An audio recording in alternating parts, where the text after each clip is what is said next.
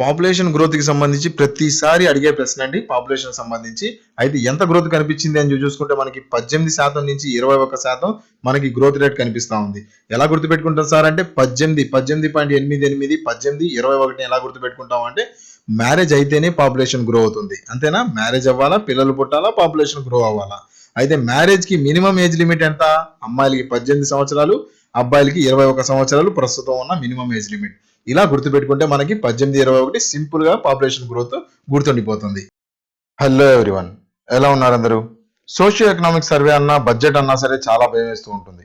ఎందుకంటే అవి మొత్తం ఫ్యాక్ట్స్ అండ్ ఫిగర్స్ లో నిండిపోయి ఉంటాయి, నెంబర్స్ లోనే కంప్లీట్ గా నిండిపోయి ఉంటాయి. అలాంటి సోషియో ఎకనామిక్ సర్వేని, బడ్జెట్ ని, కంప్లీట్ గా ఫ్యాక్ట్స్ ని మీకు గుర్తుండేలాగా అందించే ప్రయత్నంలో నేను ఈరోజు సోషియో ఎకనామిక్ సర్వేని తీసుకొని వచ్చాను. So let start our video. Andhra Pradesh కి సంబంధించి సోషియో ఎకనామిక్ సర్వేని మనం ఈ రోజు చూడబోతున్నాం. సోషియో ఎకనామిక్ సర్వే చదివే ముందు జస్ట్ అసలు సర్వే అంటే ఏంటి, ఈ సోషియో ఎకనామిక్ సర్వే ఏంటి అనేది ఒక గ్లింక్స్ లో 2 సెకండ్స్ లో చెప్తాను, వినండి. సోషియో ఎకనామిక్ సర్వే ఏంటంటే మీకు 2025లో ఉన్నారనుకోండి, మీరు 2025కి ముందు 2024లో లాస్ట్ ఇయర్ మీరు ఏం చేశారు అని చెప్పి మిమ్మల్ని మీరు అడుగుతారా? ఈ ఇయర్ లో నేనేం చేయాలి అంటే గత ఇయర్ లో ఏం తప్పులు చేశాను అనేది మీకు క్లారిటీ కావాలి. అలానే సోషియో ఎకనామిక్ సర్వే ఏం చేస్తుందంటే లాస్ట్ ఇయర్ ఫినాన్షియల్ ఇయర్ లో 2023-24 ఏదైతే మార్చి టు ఏప్రిల్ ఫినాన్షియల్ ఇయర్ ఉంటుందో ఆ ఫినాన్షియల్ ఇయర్ లో ఏదైతే మనకి డబ్బు కానీ స్కీమ్స్ కానీ ఏవైతే వచ్చాయో వాటిని యూజ్ చేసుకొని బడ్జెట్ రూపంలో హెల్త్ ఇంప్రూవ్మెంట్ అయిందా లేదా, ఎవరివి? జనాలవి. ఏవైతే హౌసింగ్, ఎంప్లాయ్మెంట్, దాని తర్వాత వేరే వేరే ఫ్యాక్టర్స్, ఇన్కమ్ ఇంప్రూవ్ అయిందా లేదా, ఇవన్నీ మనకి డీటెయిల్ గా అనాలిసిస్ చేసి దాంతో పాటు అవి అనాలిసిస్ చేస్తే మీ అందరం ఒక మాట తెలుసు, తప్పులు ఏవో తెలిసినాయి అనుకోండి, దాన్ని సరిదిద్దుకోవడానికి ఈజీ ఉంటుంది. సో తప్పులు ఎక్కడ జరిగినాయి లేదా ఒప్పులు ఎక్కడ జరిగినాయి, ఇక్కడ బాగానే పర్ఫామ్ చేస్తున్నాము, ఇక్కడ బాగా పర్ఫామ్ చేయట్లేదు అనేది ఎక్కడ ఏం జరుగుతుంది అని తెలిస్తే అప్పుడు మనకేమవుతుంది, నెక్స్ట్ ఫ్యూచర్ లో ఏం చేయాలా అనేది ఒక క్లారిటీ వస్తుంది. సిమిలర్లీ సోషియో ఎకనామిక్ సర్వే ఏం చేస్తుందంటే జనాల సిచ్యువేషన్ ని, హెల్త్ ని, ఎడ్యుకేషన్ ని, హౌసింగ్ ని మొత్తాన్ని కలిపి ఒక సారాంశాన్ని అందిస్తుంది మనకి. ఈ సారాంశం వల్ల మనం ఫ్యూచర్ లో ఏం చేయాలి, 24-25లో ఏం చేయాలి అనేది ఒక క్లారిటీగా మనకి విజన్ ఉంటుంది. ఓకే, సో దీనికోసం ఏం చేస్తారంటే గవర్నమెంట్ ఆఫ్ ఇండియా ఏం చేస్తుందంటే డిఫరెంట్ సెక్టార్స్ లో డివైడ్ చేసి, government of India or government of Andhra Pradesh, ఏ స్టేట్ గవర్నమెంట్ అయితే ఆ స్టేట్ గవర్నమెంట్ డిఫరెంట్ సెక్టార్స్ లో డివైడ్ చేసి ఒక సర్వే అని చెప్పి ఒక పుస్తకాన్ని 400 నుంచి 500 పేజీల పుస్తకాన్ని పబ్లిష్ చేస్తుంది. రైట్, ఇంతవరకు తెలిసిన సర్వే అనేది. అయితే బడ్జెట్ కి సంబంధించి మనందరికీ తెలుసు, బడ్జెట్ అనేది కాన్స్టిట్యూషన్ లో మెన్షన్ చేస్తుందా? పదం అయితే మెన్షన్ చేసి లేదు, కానీ మనకి ఈ బడ్జెట్ కి సంబంధించి యాన్యువల్ ఫినాన్షియల్ స్టేట్మెంట్ అంటాము, ఈ పదం అయితే మెన్షన్ చేస్తుంది. సో బడ్జెట్ అనేది మన వాడుక భాషలో బడ్జెట్ అన్నా దాని గురించి యాన్యువల్ ఫినాన్షియల్ స్టేట్మెంట్ అనే పదం మనకి కాన్స్టిట్యూషన్ లో మెన్షన్ చేసి ఉంటుంది. అయితే మన ఎకనామిక్ సర్వే గురించి ఎక్కడైనా కాన్స్టిట్యూషన్ లో మెన్షన్ చేస్తుందా అని తెలుసుకోండి. కాన్స్టిట్యూషన్ లో ఎక్కడెక్కడ మెన్షన్ చేసిందంటే డైరెక్ట్ గా అయితే మెన్షన్ చేసలేదు, కానీ మనకి కొన్ని రూల్స్ అండ్ రెగ్యులేషన్స్ ఉన్నాయి. మన స్టేట్ ఏదైతే ఉందో అది పాలసీని రూపొందించేటప్పుడు కొన్ని ప్రిన్సిపల్స్ ని పాటించాలి. వాటినే మనం ఏమంటాం అంటే డిపిఎస్పీస్ అంటాము. అందరు చదివారా? ఫండమెంటల్ రైట్స్, డిపిఎస్పీస్ అని చెప్పి మనకు కనిపిస్తూ ఉంటాయి. స్టేట్ తన పాలసీని రూపొందించేటప్పుడు, పాలసీలు అంటే ఏంటి, ఏదైతే జనాల కోసం అని చెప్పి, లేదా ఏదైతే మన ఎడ్యుకేషన్ కి సంబంధించి, జనాలకు సంబంధించి వెల్ఫేర్ స్కీమ్స్ అనుకోండి, లేదంటే రోడ్లు నిర్మాణం అనుకోండి, హాస్పిటల్ కట్టడం అనుకోండి, ఏదైనా ఒక పాలసీ స్టార్ట్ చేసేటప్పుడు ఏం చేయాలంటే స్టేట్ కొన్ని ప్రిన్సిపల్స్ ని, కొన్ని డైరెక్షన్స్ ని, కొన్ని ప్రిన్సిపల్స్ ని ఫాలో అవ్వాలి. అప్పుడే స్టేట్ ఏం చేయగలదంటే ఆ ప్రిన్సిపల్స్ ని ఫాలో అయ్యే మనకి ఆ పాలసీస్ ని డిజైన్ చేయాలి. అప్పుడే మంచి ప్రభుత్వం అని చెప్పి, లేదంటే కాన్స్టిట్యూషన్ కి అనుగుణంగా నడుచుకుంటున్న ప్రభుత్వం అని చెప్పి ఒక మంచి పేరు వస్తుంది. అయితే ఇలాంటి సందర్భంలో మనకి ఇందులో చూసుకుంటే మనకి ఆర్టికల్ 38, 39, 40, 42, 46 ఏం చెబుతుందయ్యా అంటే మనకి సోషల్ అండ్ ఎకనామిక్ వెల్ఫేర్ ఉండాలి, రెడ్యూస్ ఇన్ఈక్వాలిటీస్ ని రెడ్యూస్ చేయాలి, అండ్ ఇంప్రూవ్ లివింగ్ స్టాండర్డ్స్ అని చెప్పి అంటుంది. ఓకే, ఇన్ఈక్వాలిటీస్ కానీ, లివింగ్ స్టాండర్డ్స్ కానీ ఇవన్నీ ఇంక్రీజ్ చేయాలి, ఇన్ఈక్వాలిటీస్ ని తగ్గించాలి, ఇవన్నీ చెబుతుంది. సో ఇవన్నీ తగ్గించాలి అన్నా సరే, అయితే ఎక్కడ ఏ మూలన ఈ ఇన్ఈక్వాలిటీ ఉంది అనేది ఎక్కడ తెలుస్తుంది? ఇప్పుడు మీ బాడీ ఉందండి, మీరు ఎక్సర్సైజ్ కి వెళ్ళారు, ఎక్సర్సైజ్ కి వెళ్ళినప్పుడు మీరు ఏం చేయాలి? ముందు మీకు పొట్ట ఎక్కువ వచ్చిందా, లేదంటే మీకు ఏదైనా వేరే ఎక్కడ ఫ్యాట్ ఉంది, ఫ్యాట్ అనేది ఎక్కడ ఉంది అని తెలిస్తే దానికి అనుగుణంగా మీరేం చేస్తారు? మంచిగా ఆ పార్ట్ వరకు ఎక్సర్సైజ్ చేస్తారు. ఓకే, మీకు పొట్ట ఎక్కువ వచ్చింది అనుకోండి యాప్స్ ఎక్సర్సైజ్ చేస్తారు. ఇలా డిఫరెంట్ మీకు కండలు కావాలనుకోండి ఫోర్ ఆర్మ్ లో లేదంటే బైసెప్ ఎక్సర్సైజ్ ఇలాంటి ఎక్సర్సైజ్లు చేస్తారు. అలానే సోషియో ఎకనామిక్ సర్వే వల్ల ఏం తెలుస్తుందంటే ఎక్కడ మనం వీక్ గా ఉన్నాము అని తెలుస్తుంది.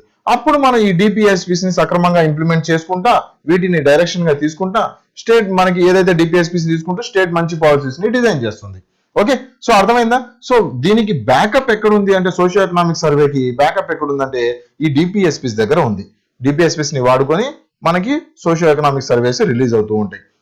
ఆర్టికల్ 246 ఏమవుతుందంటే యూనియన్ లిస్టు ఏదైతే 7th షెడ్యూల్ లో ఉందో వాటిలో ఏమని ఉంటుందంటే ఆర్టికల్ గివ్స్ పార్లమెంట్ కి ఏం పవర్ ఉందంటే ఇలాంటి సర్వేలు చేపించుకోవచ్చు అని చెప్పి మనకి ఆర్టికల్లో పవర్ ఇంక్లూడ్ చేస్తా ఉంది. నెక్స్ట్ ఆర్టికల్ 1546లో కూడా సేమ్ ఇలాంటిదే ఉంది. దాని గురించి మీరు ఒకసారి చూసుకుంటే సరిపోతుంది. ఓకే, ఇవన్నీ ఏంటంటే ముందు కొద్ది కాన్సెప్ట్ లోపలికి వెళ్ళడానికి ఎవరైతే గ్రూప్ 2 గ్రూప్ 1 పిల్లలు చదువుతున్నారో యూపీఎస్సీ పిల్లలు చదువుతున్నారో వాళ్ళందరికీ ఇది చాలా ఉపయోగం అవుతుంది. సోషియో ఎకనామిక్ సర్వేని విత్ కోడింగ్ మంచిగా డీటెయిల్ గా హ్యాపీగా నిర్వహణ చేయడానికి let's start our video. Right, so చూసుకుంటే సోషియో ఎకనామిక్ సర్వే ఎలా ఇచ్చారయ్యా 2023-24 సంబంధించి అని చూసుకుంటే జనరల్ రివ్యూ అని చెప్పి జనరల్ రివ్యూ ఇచ్చారు. ఈ జనరల్ రివ్యూలో ఏముంటుందంటే మనకి ఓవరాల్ గా ప్రతి సెక్టార్ ని కదిలిస్తూ ఉంటుంది. ప్రతి సెక్టార్ ని అగ్రికల్చర్ లో ఏం జరిగింది, లేదంటే పర్ క్యాపిటల్ ఇన్కమ్, జీడిపిలో ఏం జరిగింది, ఇండస్ట్రీస్ ఎలా ఉన్నాయి, ఇన్ఫ్రాస్ట్రక్చర్ ఎలా ఉంది, ప్రతి సెక్టార్ ని కదిలిస్తూ మనం అంటూ ఉంటాం కదా పంచపక్ష పరమాణాలని. ఏం చేస్తారు పంచపక్ష పరమాణాలు మొత్తం ముందు ప్లేట్ ముందు పెట్టుకొని అందులో కొద్దిగా టేస్ట్ చేసుకుంటూ వెళ్ళిపోతాము. అలానే జనరల్ రివ్యూలో ఏముంటుందంటే కొద్దిగా ఇక్కడ కనిపిస్తున్నాయి మిగతా సిగ్మెంట్స్ అన్ని ఈ 9 సిగ్మెంట్స్ ఏవైతే ఉన్నాయో ఇండస్ట్రీస్ కానీ, అగ్రికల్చర్ కానీ, పబ్లిక్ ఫైనాన్స్ కానీ, పోవర్టీ కానీ, సస్టైనబుల్ డెవలప్మెంట్ కానీ అన్ని ఈ 9 సెగ్మెంట్ లో కొద్దిగా ఇంపార్టెంట్ వైస్ తీసుకొని మొత్తం జనరల్ రివ్యూలో పెట్టేశారు. ఓకే, ఇది సమయం తక్కువ ఉంటే ఇది ఒక్కటి చదువుకోండి సరిపోతుంది. సమయం ఉందనుకోండి ఫస్ట్ 4 బాగా చదువుకోండి. ఇంకా మీ దగ్గర సమయం ఉందనుకోండి మిగతావి కూడా చదువుకోవడానికి ట్రై చేయండి. రైట్, సో చూసుకుంటే మనకి ఒక్కొక్కటి నేను మీకు క్లీన్ గా నీట్ గా గుర్తుండేలాగా ఎక్స్ప్లెయిన్ చేస్తాను. స్టార్ట్ చేసే ముందు ఒక లైక్ చేసి స్టార్ట్ చేశారనుకోండి నా ఎఫర్ట్స్ కి నేను మీకు అందించే కంటెంట్ కి కొద్దిగా మీరు నాకు సపోర్ట్ చేసినట్టు ఉంటుంది. రైట్, సో స్టార్ట్ చేస్తే మనకి ఫస్ట్ వచ్చేస్తే మనకి ప్రొఫైల్ ఆఫ్ ఆంధ్రప్రదేశ్ నుంచి మొదలవుతుంది. ప్రొఫైల్ ఆఫ్ ఆంధ్రప్రదేశ్ ఏంటి? ప్రొఫైల్ ఆఫ్ ఆంధ్రప్రదేశ్ అని చూసుకుంటే జియోగ్రాఫికల్ ఏరియా ఎంత ఉంది మన ఆంధ్రప్రదేశ్ కి చూసుకుంటే మనకి 1,62,970 స్క్వేర్ కిలోమీటర్స్ మనకి జియోగ్రాఫికల్ ఏరియా కనిపిస్తుంది. ఇది మన భారతదేశంలో 8వ స్టేట్, లార్జెస్ట్ స్టేట్ పరంగా చూసుకుంటే 8వ స్టేట్ అండి మంది. రైట్, ఇండియా ఎన్నో స్థానంలో ఉంది ల్యాండ్ పరంగా? 7th in the world. మన భారతదేశము ఎక్కడుంది? వరల్డ్ మొత్తంలో 7th ఉంది. మనం ఎంత ఉన్నాము అంటే 8 ఉన్నాము. ఇండియా కన్నా ముందు వెళ్ళకూడదు కదా, మనం ఆంధ్రప్రదేశ్ వాళ్ళం కదా, ఇండియా కన్నా ముందు వెళ్తే బాగోదు కదా, అందుకని వాళ్ళు 7 ఉంది. ఇండియా మొత్తం 7th ఇన్ ద వరల్డ్ ఉంటే మనం ఇండియా లోపల 8th ఇన్ ద స్టేట్ ఉన్నాం, 8th ఇన్ ద కంట్రీ ఉన్నాము. రైట్, గుర్తుపెట్టుకోవడానికి చెప్తున్నాను. నెక్స్ట్ చూసుకుంటే మనకి సెకండ్ లార్జెస్ట్ కోస్టల్ లైన్ ఉంది మనకి అండ్ స్ట్రెచ్చింగ్ ఆఫ్ 973 కాదండి, గతంలో మనం 973 అని చదువుకుంటూ ఉన్నాం. ప్రస్తుతం చూసుకుంటే సోషియో ఎకనామిక్ సర్వే ప్రకారం మనం ఆఫ్ చేయాలి. 974 కిలోమీటర్స్ మనకి కోస్టల్ లైన్ ఉంది. కోస్టల్ లైన్ రైట్, మన ఆంధ్రప్రదేశ్ చూసుకుంటే మాకు బాగా పెద్ద తీర ప్రాంతం మంది, మొత్తం కోస్టల్ లైనే. ఓకే, సో ఈ కోస్టల్ లైన్ చూసుకుంటే మనకి 974 ఉంది.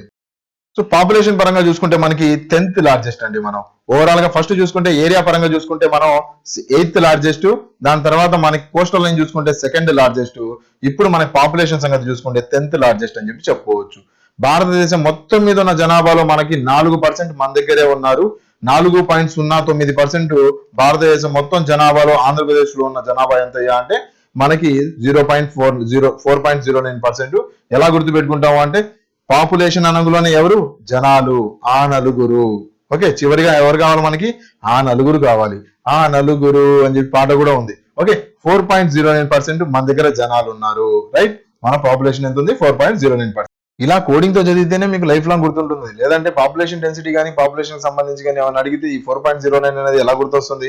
సో ఇలా చదవాలి అనుకుంటేనే ప్రతి కోర్సు నా దగ్గర ఏపీ హిస్టరీకి సంబంధించి కానీ, ఏపీ ఎకానమీకి సంబంధించి కానీ, పాలిటీకి సంబంధించి పాలిటీ ఆర్టికల్స్ కానీ ఏవి మీకు ఎక్కడ గుర్తుండవో అక్కడ నేను ప్రతి చోట కోడింగ్ తో ఇమేజెస్ తో ఎక్స్ప్లెయిన్ చేస్తున్నాను.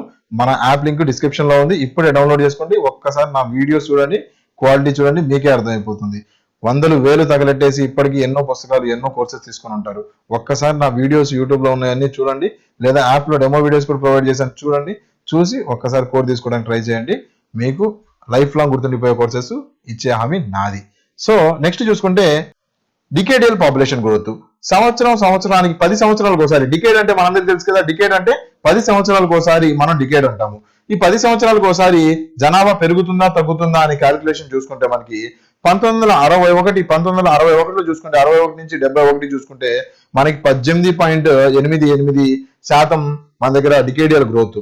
ఓకే, అంటే 18.88 అంటే దాని మీనింగ్ ఏంటంటే మీకు 1961 కాలంలో మీ దగ్గర 100 మంది ఉన్నారనుకోండి పాపులేషన్, ఎగ్జాంపుల్ చెప్తున్నాను, ఎగ్జాంపుల్ మీ దగ్గర 100 మంది ఉన్నారనుకోండి పాపులేషన్.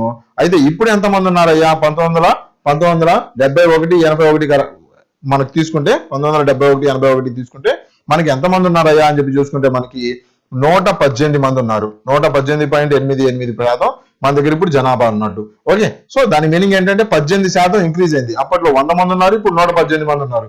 సో ఈ 10 సంవత్సరాలకు గాను ఎంతమంది ఇంక్రీజ్ అయ్యారంటే 18 మంది ఇంక్రీజ్ అయినట్టు మనకు కనిపిస్తుంది.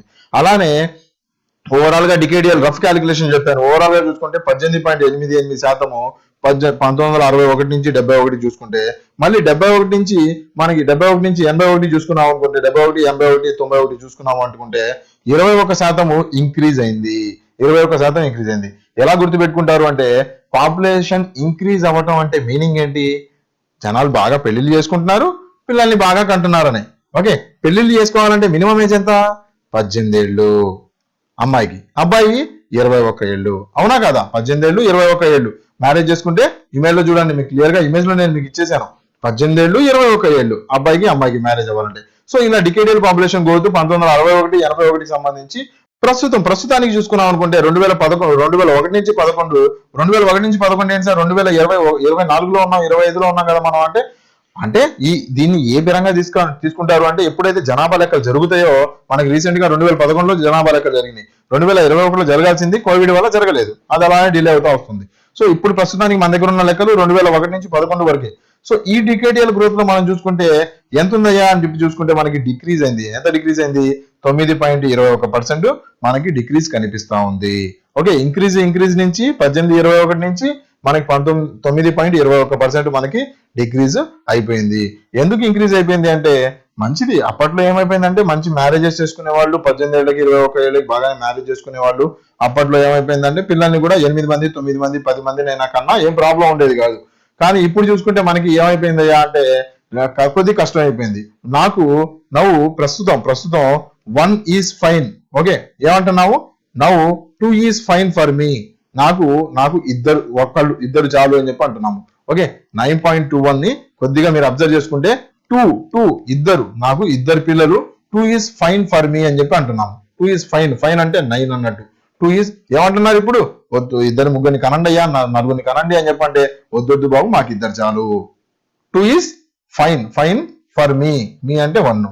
2 ఈజ్ ఫైన్ ఫర్ మీ. ఒక స్టేట్మెంట్ గుర్తుపెట్టుకోండి, గుర్తుండిపోతుంది. పాపులేషన్ గ్రోత్ ఎందుకు తగ్గిందయ్యా అంటే 2 ఈజ్ ఫైన్ ఫర్ మీ అంటున్నారు ప్రతి ఒక్కరు. ఇద్దరు చాలు మాకు చెప్పి అంటున్నారు. రైట్. సో దానికోసమే అని చెప్పి మన చంద్రబాబు నాయుడు గారు ఏం ప్రవేశపెట్టారయ్యా అంటే, రీసెంట్ గా మనకి ఎవరైతే లోకల్ బాడీ ఎలక్షన్స్ లో కంటెస్ట్ చేస్తూ ఉంటారు కదా, లోకల్ బాడీ ఎలక్షన్స్ తెలుసు కదా, పంచాయతీ ఎలక్షన్స్ లేదంటే మున్సిపాలిటీ ఎలక్షన్స్ ఉంటాయి కదా.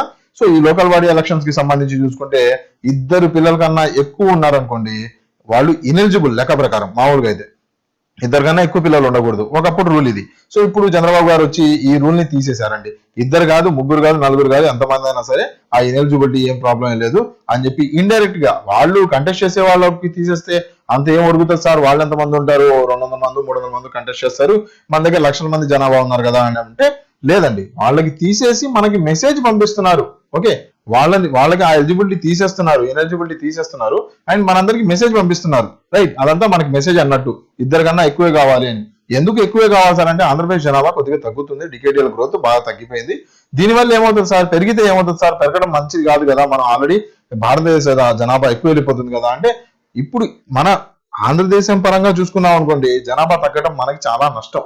ఎందుకంటే మనం ఇప్పుడే గ్రో అవుతున్న స్టేటు, జనాభా తగ్గింది అనుకోండి, మనకి గవర్నమెంట్ నుంచి ఏదైతే ఫైనాన్స్ కమిషన్ నుంచి ఏదైతే అమౌంట్ రావాలో, ఫైనాన్స్ కమిషన్ తెలుసు కదా మీ అందరికీ, ఫైనాన్స్ కమిషన్ నుంచి గ్రాంట్స్ వస్తూ ఉంటాయి. ఈ గ్రాంట్స్ ఎలా ఇస్తారయ్యా అంటే, ఎంతమంది జనాభా ఉన్నారో చూసి వాళ్ళ తల మీద ఎంత పర్ క్యాపిటా ఉన్న ఇన్కమ్ ఉందో, ఆ పర్ క్యాపిటా ఇన్కమ్ లెక్కల ప్రకారం మనకి తలసరి ఆదాయం ప్రకారమే మనకి ఆంధ్రప్రదేశ్ కి గ్రాంట్లు వస్తూ ఉంటాయి.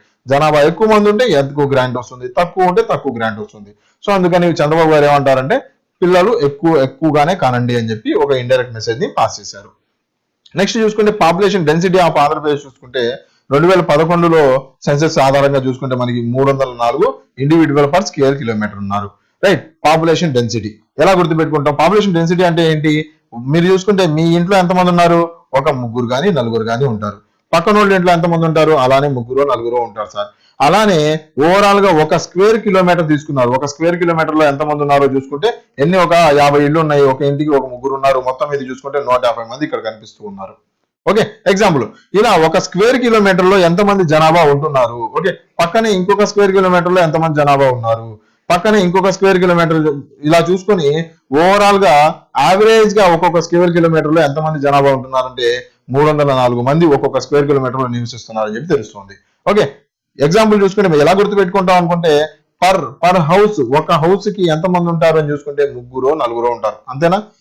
తల్లిదండ్రి, ఇద్దరు పిల్లలు ఉంటారు. సహజంగా మాట్లాడుకుందాం. పెద్ద పెద్ద ఉమ్మడి కుటుంబాలు అవన్నీ లేవాలండి. ఒకప్పుడు బాగా ఎక్కువ ఉండేవి, ఈ మధ్య బాగా తగ్గిపోయినాయి. ఉండొచ్చు మీ ఇంట్లో కూడా. కాకపోతే ఇప్పటికీ మీరేం గుర్తుపెట్టుకోవాలంటే మీ ఇంట్లో ఎంతమంది ఉన్నారంటే మీ మదర్ ఫాదరు అండ్ మీది ఇద్దరు పిల్లలు. ఓకే, 3 or 4 ముగ్గురు లేదా ఒక పిల్లలు ఉంటారు, లేదంటే ఇద్దరు పిల్లలు ఉంటారు. 3 or 4 ఏంటిది? Population density. డెన్సిటీ అంటే ఏంటి? మీ ఇంట్లో, మీది చిన్న ఇల్లు, మీ ఇంట్లో ముగ్గురు లేదా నలుగురు ఉంటున్నారు. 3 or 4 అనే మాట గుర్తుపెట్టుకుంటే ఇది గుర్తుంటుంది డెన్సిటీకి సంబంధించి. నేషనల్ లెవెల్లో చూసుకుంటే 382 మంది ఉన్నారు. అయితే నేషనల్ లెవెల్లో, ఇండియా లెవెల్లో చూసుకుంటే 382. అదేంటి సార్ మన దగ్గర 304 ఉండటం ఏంటి, నేషనల్ లెవెల్లో 382 ఉండటం ఏంటి అంటే మంది కొద్దిగా మన ఆంధ్రప్రదేశ్ లో కొద్దిగా తక్కువ ఉంది, డెన్సిటీ తక్కువ ఉంది. పక్కన కొద్దిగా ఇరుకైన రాష్ట్రాలు ఉన్నాయి. ఇరుకైన రాష్ట్రాలు ఎగ్జాంపుల్ చూసుకుంటే బీహార్ ఉంది. బీహార్ కొద్దిగా ఇరుగ్గా ఉంది ఎగ్జాంపుల్ అనుకుందాం. ఓకే, చిన్న దేశము కానీ జనాభా ఎక్కువ. సో అలాంటి చోట్ల ఏమవుతుంది? డెన్సిటీ ఎక్కువ ఉంటుంది, మన దగ్గర డెన్సిటీ తక్కువ ఉంటుంది. ఓకే, అర్థమైంది కదా? ఫిజిక్స్ ఎగ్జాంపుల్, కెమిస్ట్రీ ఎగ్జాంపుల్స్ కూడా చెప్పాలా డెన్సిటీ అంటే? అవసరం లేదు కదా. ఓకే, నెక్స్ట్ చూసుకుంటే మనకి కృష్ణా డిస్టిక్ చూసుకుంటే హైయెస్ట్ డెన్సిటీ ఎక్కువ ఉంది అని చెప్పి అనుకుంటూ ఉన్నాము. ఎంత ఉందయ్యా అంటే 518 హైయెస్ట్ డెన్సిటీ. ఎలా గుర్తుపెట్టుకుంటాం సార్ అంటే రీసెంట్ గా మన కృష్ణా డిస్టిక్ లో మనకు తెలుసు, మనకి ఒక నది కట్టు ఒకటి తగ్గిపోయి ఏమైపోయిందంటే వాటర్ మొత్తం ఫ్లడ్స్ మొత్తం వచ్చేసినాయి. తెలుసు కదా? అప్పుడు ఎంతమంది జనాభా బయటకు వచ్చారు, ఎంతమంది. అక్కడ కొద్దిగా ఇరుకు ఉండటం వల్లే, ఏమైపోయిందంటే హైయెస్ట్ డెన్సిటీ ఉండడం వల్లే అందరూ అంత ఇబ్బంది పడ్డారు అన్నట్టు మీరు గుర్తుపెట్టుకోండి అంతే. ఓకే, నిజంగా ఇరుకు ఉంది అందుకని వాళ్ళందరూ ఇబ్బంది పడ్డారనే కాదు. కృష్ణా డిస్టిక్ లో ఏమైపోయిందంటే, విజయవాడలో ఏమైందంటే హైయెస్ట్ డెన్సిటీ ఉంది, అక్కడ వాటర్ మొత్తం ఒక్కసారిగా కట్ట దిగిపోయి బయటకు వచ్చేసింది అని చెప్పి అలా గుర్తుపెట్టుకోవడానికి కృష్ణా డిస్టిక్ ని కొద్దిగా మైండ్ లో ఊహదామని తెచ్చుకుంటే అక్కడ డెన్సిటీ ఎక్కువ ఉందని అర్థం గుర్తుండిపోతుంది. లోయెస్ట్ చూసుకుంటే వైఎస్ఆర్ కడప ప్రకాశం డిస్టిక్ లో లోయెస్ట్ ఉంది అని చెప్పి అనుకోవచ్చు. ప్రకాశంలో మన డిస్టిక్ లో మనకు తెలిసిందే బాగా పెద్ద డిస్టిక్ ఏదయ్యా అంటే మనకి ల్యాండ్ పరంగా ప్రకాశం డిస్టిక్. సో అంత ల్యాండ్ ఉంది, ల్యాండ్ ఎక్కువ ఉంది కాబట్టి జనాభా ప్రశాంతంగా అక్కడొకళ్ళు ఉండొచ్చు. అలా గుర్తుపెట్టుకోవడానికి ట్రై చేయండి. మనకి సెక్స్ రేషియో చూసుకుంటే ఎంతమంది అబ్బాయిలు, ప్రతి 1000 మంది అమ్మాయిలకి ఎంతమంది అబ్బాయిలు ఉన్నారు, లేదా ప్రతి 1000 మంది అబ్బాయిలకి ఎంతమంది అమ్మాయిలు ఉన్నారు అనే దాన్ని చూసుకుంటే మనకి 983 2001లో ఉంటే 997 మనకి ప్రస్తుతం 2011 లెక్కల ప్రకారం ఉంది. ఓకే, సో బాగానే పెరిగింది. ఓకే, 1000 మందికి 1000 మంది లేరు కానీ 990 మంది ఒక ముగ్గురు తక్కువ ఉన్నారు. Right, surprising. నేషనల్ రేషియో ఎంత ఉందయ్యా అంటే మనకి 943 943 మనకి నేషన్ ప్రకారం ఉంది. లిటరసీ రేట్ చూసుకుంటే మనకి చదువు అక్షరాస్యత చూసుకుంటే మనకి 67.35% మన ఆంధ్రదేశంలో ఉంది. ఎలా గుర్తుపెట్టుకుంటాం లిటరసీ రేట్ అని చెప్పి చూసుకుంటే మనకి 35% వస్తే పాస్ మార్కులు వచ్చినట్టు. అవునా? ఎడ్యుకేషన్ గురించి మాట్లాడుకుంటాం, ఎడ్యుకేషన్ గురించి మాట్లాడుకోగలనే మన పాస్ మార్కుల గురించి మాట్లాడుకోవాలి. 35%. 6 తర్వాత 7 రాస్తే నువ్వు పాస్ అయినట్టే, 6 తర్వాత 8 రాసావు అనుకో నువ్వు పాస్ అయినట్టు కాదు, ఫెయిల్ అయినట్టే. ఓకే, సో అలా గుర్తుపెట్టుకోండి. పాస్ అవ్వాలి, పాస్. లిటరసీ అనగానే 35% 0.35 మనకి బాగా గుర్తుండిపోతుంది. రైట్, 6 తర్వాత 7 రాస్తే నువ్వు పాస్ అయినట్టు, లేదంటే ఫెయిల్ అయిపోయినట్టే. ఓకే, దాని తర్వాత షోయింగ్ అండ్ ఇంప్రూవ్మెంట్ 2001 లెక్కల ప్రకారం చూసుకుంటే 62.07% మనకు కనిపిస్తా ఉంది. నేషనల్ లిటరసీ రేట్ చూసుకుంటే కొద్దిగా ఎక్కువ ఉంది మనకన్నా, 72.98% మనకి నేషనల్ లిటరసీ రేట్ కనిపిస్తా ఉంది. నెక్స్ట్ చూసుకుంటే అలానే మనకి ఫీమేల్ లిటరసీ రేట్ చూసుకున్నాం అనుకుంటే అమ్మాయిలు ఓకే బాగా చదువుతారు, సరస్వతులు బాగా చదువుతారు. వాళ్ళు చూసుకుంటే వాళ్ళకి 96% మార్కులు బాగా వస్తాయి. రైట్, కాకపోతే ఇక్కడ చూసుకుంటే మనకి 0.96% ఇక్కడ కనిపిస్తా ఉంది. ఓకే, 59.96%. అమ్మాయిల ఫీమేల్ లిటరసీ రేషియో ఎంత అంటే 59.96. ఈ 96 ఎలా గుర్తుపెట్టుకుంటాం అంటే వాళ్ళకి 96% వచ్చినా సరే సాటిస్ఫై అవ్వరు. అబ్బాయిలకి 35% వచ్చినా చాలు. ఇందాక చెప్పింది అబ్బాయిల రేషియో కాదండి, ఓవరాల్ రేషియో. అమ్మాయిల వరకు స్పెషల్ గా ఎందుకు చూస్తామంటే అమ్మాయిల్లో అక్షరాస్యత పెంచాలి అనే దాని మీద ఎక్కువ ప్రాపగండాస్ లేదంటే ఎక్కువ స్కీమ్స్ రిలీజ్ అవుతూ ఉంటాయి కాబట్టి వాళ్ళని బేటీ బచావో బేటీ పడావో ఇలాంటి స్కీమ్స్ అన్ని ఉన్నాయి కాబట్టి అమ్మాయిల గురించి స్పెషల్ గా సెన్సస్ ఇస్తారు. 52.72% మనకి 52.72% ఉండేది ఇప్పుడు ఎంత ఉందయ్యా అంటే 59.96%. ఎలా గుర్తుపెట్టుకుంటాం అంటే 96%, 96, 9, 96 ఎలా గుర్తుపెట్టుకుంటాం అంటే అమ్మాయిలకి బాగా చదువు ఎక్కువ 96% వస్తూ ఉంటాయి మార్క్స్ అని చెప్పి. ఓకే, 96.96 కాదు, అది 96.96 పెట్టారు కాదు, చివరిలో 96 వస్తుంది. ఇందాక 35 కూడా 35 చివరిలో వస్తుంది, ఫస్ట్ 56 ఉంటుంది. రైట్. సో అర్బనైజేషన్ చూసుకుంటే మనకి ప్రపోర్షన్ ఆఫ్ అర్బనైజేషన్ అంటే ఏంటి, ఎంత రేషియో మనకి విలేజెస్ లో నుంచి అర్బన్ గా కన్వర్ట్ అవుతున్నారు. ఓకే, విలేజెస్ లో నుంచి అర్బన్ గా కన్వర్ట్ అయితే మనకి విలేజెస్ పట్టుకోవాలి కదా, మనకి విలేజెస్ తగ్గిపోతే ఎలా అంటే విలేజెస్ నుంచి అర్బన్ గా కన్వర్ట్ అవడం మంచిదే. కాకపోతే అక్కడ ఏదైతే అగ్రికల్చర్ ఏదైతే పని చేస్తున్నారో ఆ అగ్రికల్చర్ పని అనేది తగ్గకూడదు. ఆ అగ్రికల్చర్ పని తగ్గిపోయింది అంటే మనం బయట రాష్ట్రాల నుంచి బయట దేశాల నుంచి ఇంపోర్ట్స్ ఎక్కువ తీసుకోవాల్సి వస్తుంది, ఎక్స్పోర్ట్ తగ్గిపోతాయి. రైట్. సో అందుకని అగ్రికల్చర్ అలానే ఉండాలి, కానీ విలేజెస్ అన్ని అర్బన్ గా తయారవుతూ వెళ్ళిపోవాలి. అప్పుడే డెవలపింగ్ నుంచి డెవలప్డ్ నేషన్ కిందగా మనం మారుతాము. రైట్. చూసుకుంటే మనకి total population state rose to 29.47% 2011కు మనం చూసుకుంటే 24.13% 2021 ఉంది. ఓవరాల్ మన పాపులేషన్ లో ఎంతమంది అయ్యా అర్బనైజ్డ్ పాపులేషన్ అంటే అర్బన్ లో ఎంతమంది ఉంటున్నారు. ఎగ్జాంపుల్ చూసుకుంటే మనకి విజయవాడ కానీ, మనకి మంచి పెద్ద పెద్ద సిటీస్ నెల్లూరు కానీ, లేదంటే విజయవాడ కానీ, విశాఖపట్నం కానీ ఇలాంటి పెద్ద పెద్ద సిటీస్ లో ఎంతమంది ఉంటున్నారు అని చెప్పి చూసుకుంటే మనకి రాష్ట్ర జనాభాలో 29.47% మనకి ఎక్కడ ఉంటున్నారు, మన అర్బన్ ఏరియాస్ లో ఉంటున్నారు. రైట్. అయితే చూసుకుంటే 24 నుంచి 13కి మనకి గ్రోత్ కనిపిస్తా ఉంది. 24కు గుర్తు పెట్టుకోవడానికి అప్పుడు 24 ఎందుకు ఉందయ్యా అంటే 24 గంటలు అర్బన్ లో ట్రాఫిక్ ఎక్కువ ఉంటుంది, అందుకనే విలేజ్ లో నుంచి ఎవరు అర్బన్ కి రావట్లేదు. ఓకే, 24 గంటలు ట్రాఫిక్ ఎక్కువ ఉంది, అందుకని ఎవరు అర్బన్ నుంచి ఇక్కడ రూరల్ నుంచి అర్బన్ కి ఎవరు రావట్లేదు. ఓకే, కానీ ఇప్పుడు ఏమైపోయారంటే ఇప్పుడు ఆ పర్లేదులే రోజులు మారాలే ప్రశాంతంగా ఫైన్ వెళ్దాం పదండి, ఫైన్ పదండి వెళ్దాం పదండి అని చెప్పి ఏం చేశారంటే మూవ్ అయిపోయారు, అర్బన్ కి మూవ్ అవడం స్టార్ట్ చేశారు. రైట్. సో ఇలా మనకి కొద్దిగా గుర్తుపెట్టుకోవడానికి ట్రై చేస్తే సరిపోతుంది. సో ఇది జనరల్ రివ్యూకి సంబంధించి ఓ ఫైనల్ పాయింట్ చూసుకుంటే మనకి అర్బనైజ్డ్ ఏ డిస్టిక్ ఎక్కువ కనిపిస్తుంది అని చెప్పి చూసుకుంటే మనకి విశాఖపట్నం బాగా అర్బనైజ్డ్ డిస్టిక్ గా మనకు కనిపిస్తా ఉంది. ఓకే, లీడింగ్ డిస్టిక్ గా మనకు కనిపిస్తా ఉంది. సో లీడింగ్ డిస్టిక్ గా మనకు బీచ్ ఎక్కువ ఉంది కాబట్టి అది అర్బనైజ్డ్ డిస్టిక్ బాగా ఎక్కువ ఉంది అని చెప్పి మనం గుర్తుపెట్టుకోవడానికి సరిపోతుంది. So that's it for today friends. మనకి ఓవరాల్ గా ఆంధ్రప్రదేశ్ గురించి ఏదైతే ముందు ఓవర్ వ్యూ చెప్పారో దాని గురించి ఈ వీడియోలో చెప్పాను. నెక్స్ట్ వీడియోలో మనం జీడిపి గురించి పర్ క్యాపిటల్ గురించి తెలుసుకోవడానికి ట్రై చేద్దాము. అయితే ఈ వీడియోకి సంబంధించి పీడిఎఫ్ అవన్నీ మన టెలిగ్రామ్ లో అవైలబుల్ గా ఉంటాయి. అండ్ ఇలాంటి కోడింగ్ క్లాసెస్ మీకు కావాలి అనుకుంటే మొత్తం ఏపీ హిస్టరీకి సంబంధించి కానీ, ఏపీ ఎకానమీ కానీ మీకు గుర్తుండని ఎక్కడెక్కడైతే ఇబ్బంది పడుతున్నారో ప్రతి చోట నేను మీకు సపోర్ట్ గా విత్ కోడింగ్, నేను మీకు విత్ ఇమేజెస్ విత్ కోడింగ్, ఇప్పుడు చూసారు కదా క్లాస్ ఎలా ఉందో ఆ రకంగానే మన ఎక్స్ప్లెనేషన్ ఉంటుంది. మొత్తం ఇమేజెస్ తో కోడింగ్ తో మనం అవైలబుల్ చేస్తాం. యాప్ లింక్ డిస్క్రిప్షన్ లో ఉంది, ఎవరైనా కావాలనుకుంటే ఇప్పుడే డౌన్లోడ్ చేసి మీరు ఇన్స్టాల్ చేసుకోవచ్చు. Right. That's it for today friends. Thank you for watching. Have a nice day. Bye bye.